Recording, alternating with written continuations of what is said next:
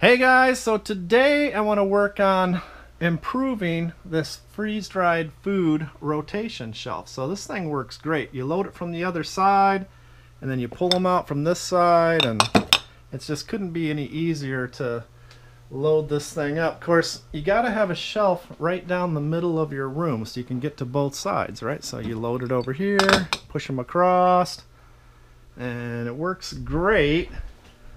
So what I want to do today is I think I got just enough room that I can double stack these if I build another shelf. So I got that much to work with. So if I cut a 2x4 in half, I'll be about like this, right? Which gives me about an inch. So it'll be something like this, ½ inch and ½ inch of space. So it's going to be close because when you take them out, you got to tip them a little bit. But I think it'll work, so let's get started. Okay, so I went ahead and ripped down a 2x4 in half. That makes it thinner. I didn't have room for the full 2x4. And you see, if I push my jars all the way to the edge, I can't tip it out. There wasn't quite enough room. I was afraid that would happen, but I think what I'm going to do is just push them back a little bit, and then I can take it out like that, right? So that gives me a little added security too, and my jars aren't all on the edge. Push back a little bit, just in case somebody bumps into something, they're less likely to fall off. I'll probably go ahead and cut some blocks, put in here as stops, bring them up to about right there. So I can just tip them out, take them out. Alright, so I'm going to go ahead and cut the other side, and we'll get the shelf in here and see how it works.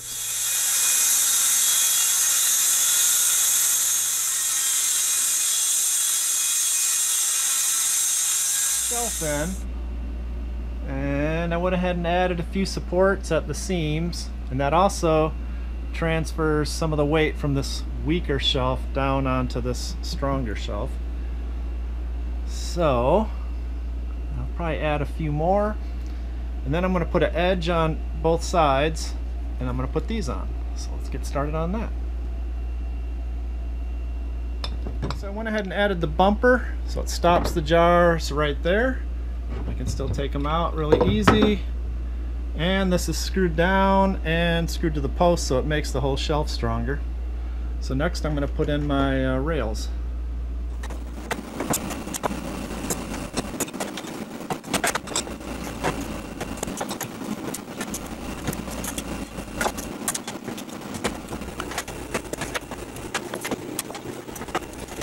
I finished putting all the dividers in place up here, and now I'm ready to start loading up my shelf. So my top shelf isn't quite as strong as the bottom shelf, so I'm going to put the lighter freeze-dried stuff up here. Each shelf will hold about 275 quarts. These weigh about 1.25 pounds, so that adds up to about 350 pounds on the top shelf there. These weigh about 2 3/4 pounds, so that would add up to about 750 pounds on this bottom shelf. So altogether you got about 1,000 pounds just on those two shelves if I were to load them all the way up. So I'll probably do a little bit of reinforcing on here just to make sure it'll handle that, but for now I'm just going to go ahead and start loading these up, and let's see how it fits in here.